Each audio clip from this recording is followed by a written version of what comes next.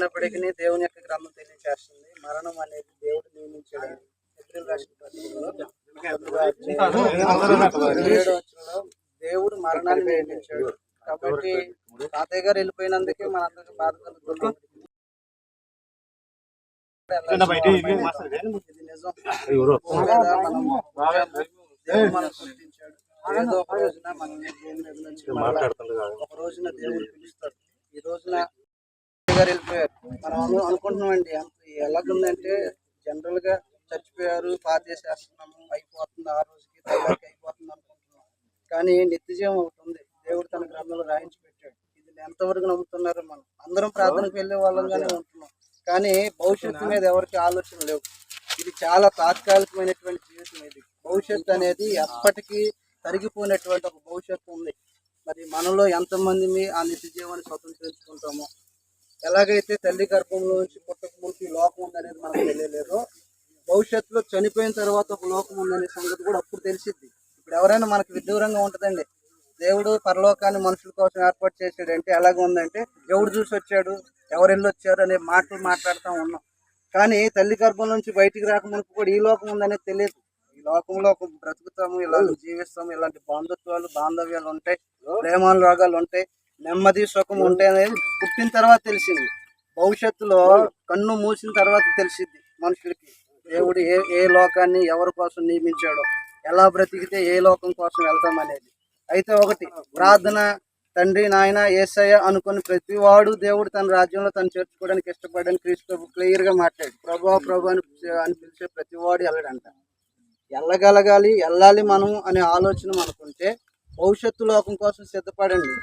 ఈ దేహంలో 100 సంవత్సరాలు బ్రతకొచ్చు, లేదంటే యవన ప్రాయంలో చనిపోయే వాళ్ళు కొంతమంది ఉన్నారు, ముసలితనంలో చనిపోయే వాళ్ళు కొంతమంది ఉన్నారు. కానీ ఎప్పటికైనా ఈ దేహాన్ని మాత్రం వదలాలి. వెళ్ళిపోయారండి అంటారు సహజంగా, మనుషులు చనిపోతే కాలం చేశారండి అంటారు, ఈ మధ్యనే పోయారని అంటారు. ఎక్కడికి వెళ్ళాడు? చనిపోయారు, పోయాడు, ఎక్కడికి వెళ్ళాడు? ఇది లేదు మనకు ఆలోచన. కాబట్టి బంధువులుగా మనం ఒకే గ్రామంలో ఒకే సమాజంలో ఎంతో బంధుత్వానికి కలిగినటువంటి ప్రజలుగా ఉన్నాం. కుటుంబాల పేర్లు వేరే ఉండొచ్చు, దక్కములను పిలుచుకునే వాళ్ళు ఉన్నారు, రాజపురాలను పిలుచుకునే పెరుమాలను పిలుచుకునే వాళ్ళు ఉన్నారు, ఇలాగ కుటుంబాల పేర్లు ఏ ఉండొచ్చు, కానీ మనం ఒకే తల్లి బిడ్డలాగా ఉన్నాం. భవిష్యత్తులో ఇలాగనే మనం అందరము దేవుని సమ్ముఖంలో ఉండాలంటే దేవుడు తన గ్రంథాన్ని ఇచ్చాడు. తెలియనటువంటి మరణానికి సంబంధించినటువంటి విషయాలు ఏవైతే ఉన్నాయో అవి తెలియచేయడానికి దేవుడు అనుగ్రహించినటువంటి భాగ్యం మనకి.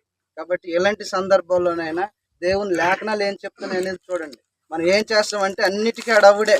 పెళ్లి రోజు కూడా కానివ్వండి, 5 నిమిషాలు వాక్యం చెప్పారో లేదో కానివ్వండి, చనిపోయినప్పుడు కానివ్వండి. ఇప్పుడు గనక అదే రావాల్సినటువంటి వ్యక్తి రాకపోతే ఎంతసేపు ఇక్కడ మనల్ని మాట్లాడే అవకాశం ఉండదు. అసలు దేనికి ఎంత విలువిస్తున్నాం అనేటువంటి ఆలోచన లేకోకుండా నడిచిపోతుంది. ఏదో తింటున్నాము, వెళ్తున్నాము, వస్తున్నాము అన్నట్టుగా ఉన్నాం. కానీ ప్రజలందరూ దేవుడు ఒక స్థానాన్ని నిర్మించాడు. ఆ స్థలం ఎట్లా ఉంటుంది అనేది లేఖనాలు ఎలాగుందంటే చనిపోయిన తర్వాత ధనవంతుడికి అర్థమైంది. లాజరు ధనవంతుడు అనేటువంటి ఒక ఇద్దరు గురించి ప్రభువైన యేసు మాట్లాడేటప్పుడు ఇద్దరు, ఒకడు బాగా బ్రతికాడంట, ఇంకొకడు దరిద్రుడిగా బ్రతికాడంట. చనిపోయిన తర్వాత అసలు జీవితం ఎలాగుందనేది అర్థమైంది. మన జీవితం అంతా ఎంతవరకు సరిపోతుంది అంటే ఈ లోకం ఉన్నంత వరకే సరిపోతుంది. దేవుని యందు విశ్వాసము, క్రీస్తు నందు విశ్వాసము. కానీ చనిపోయిన తర్వాత ఏంటనేది అసలు ఆలోచన లేదు. క్రీస్తు కొరింథీయులకు రాసిన మొదటి పత్రికలో తెలియజేస్తాడు 15వ అధ్యాయంలో, క్రీస్తు నందు విశ్వాసము ఈ లోకం మట్టుకు వరకైతే దానికంటే దౌర్భాగ్యం లేదంట. జనరల్ గా ఆలోచించండి, యథార్థమైన మాట నేనేదో అంటున్నాను కాదు, కానీ మనం ఏది నమ్ముకున్నా దేవుణ్ణి నమ్ముకున్నామంటే ఏదో మనకి ఆరోగ్యం కావాలి, మంచిది, ఇంట్లో ఏదైనా మంచి జరగాలి, కుటుంబంలో పిల్లలు బాగుండాలి, ఇంకేదైనా బాగుండాలి, కానీ నేను పరలోకం వెళ్ళాలి అనే తృష్ణతో ఎంతమంది బ్రతుకుతున్నాము.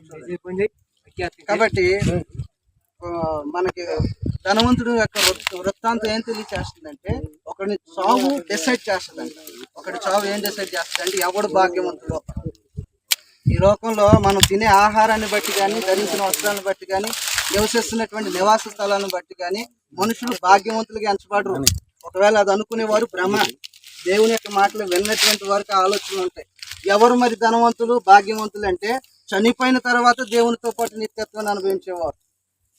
ధనవంతుడు లెనిన్ షర్ట్లు వేసుకునేవాడు అంట, సన్నపు నార వస్త్రాలు ధరించేవాడు అంట. ఎప్పుడు చూసినా అతను భోజనానికి కొదువు లేదు, నివాసానికి కొదువు లేదు, వస్త్రాలకు కొదువు లేదు.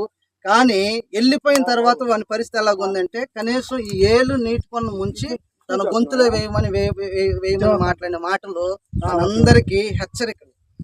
ఇక్కడ బ్రతికేది కాదు, భవిష్యత్తు కోసం బ్రతికే సిద్ధపడండి అనేటువంటి గొప్ప హెచ్చరికలు క్రీస్తు నందు దేవుడు మనకు వినిపించాడు. నష్టం జరగక మునిపే మనకి మరణం తర్వాత ఏం జరుగుతుందో మృతుల లోకం ఒకటి ఉంది. ఆ మృతుల లోకంలో మా తాతయ్య గారు చనిపోయి నిన్న మధ్యాహ్నం అవుతుంది.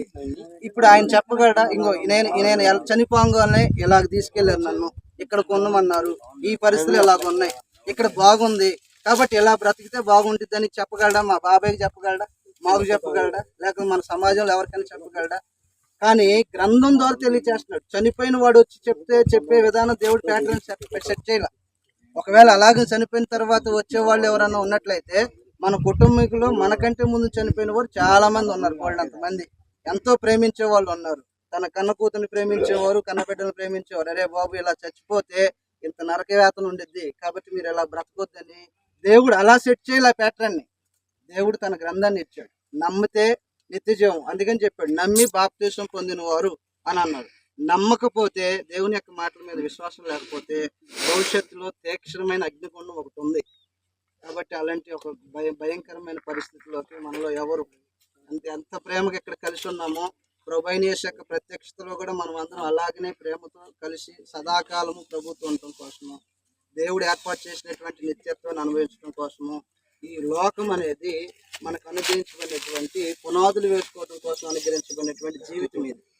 దేవుడు భవిష్యత్తు లోకానికి ఇక్కడ సిద్ధపాటు కోసం మనకు అనుగ్రహించిన జీవితంలో చూడటం ఇక్కడ ఉన్నంత కాలమే చూస్తున్నాం. ఇక్కడ చనిపోతే ఇక్కడ అనుభవించటము, ఇక్కడ చనిపోవటము, ఇక్కడ చనిపోతే ఏమైపోయిందో గాలిలో కలిసిపోయిందని చెప్తున్న వాళ్ళు చాలా మంది ఉన్నారు.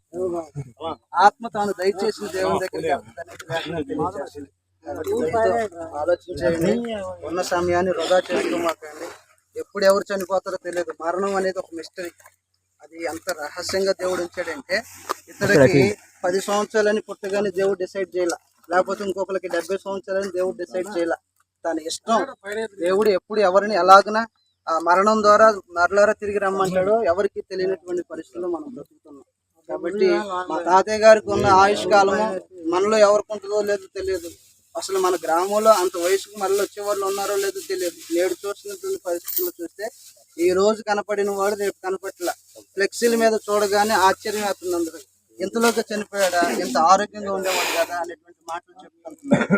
అంటే మరణం అనేది ఎవరికి తెలియకోకుండా దేవుడు రహస్యంగా ఉంచినటువంటి ఒక మిస్టరీగా ఉంది. దీని విషయంలో మనం అందరూ జాగ్రత్త తీసుకోవడం మంచిది.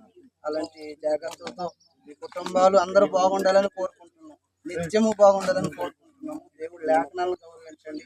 దేవుడి మాటల మీద మనసు పెట్టండి. దేవుని యొక్క లేఖనాలకు వేరుగా ఏది చేయమాక. ఇప్పుడు చూడండి, మా తాతయ్య గారు చనిపోంగలోనే సాంబ్రాణి కడ్డీలు వేశారు. ఇది విగ్రహారాధన లేదా వ్యక్తికి సంబంధించిన పూజలు వస్తాడు. దేవుడు అసహించుకునేటువంటి కార్యక్రమాల్లో ఒకటి కొబ్బరికాయలు కొడతా ఉంటుంటారు. తెలియకోకుండానే మనుషులు పాపం చేస్తున్నారు.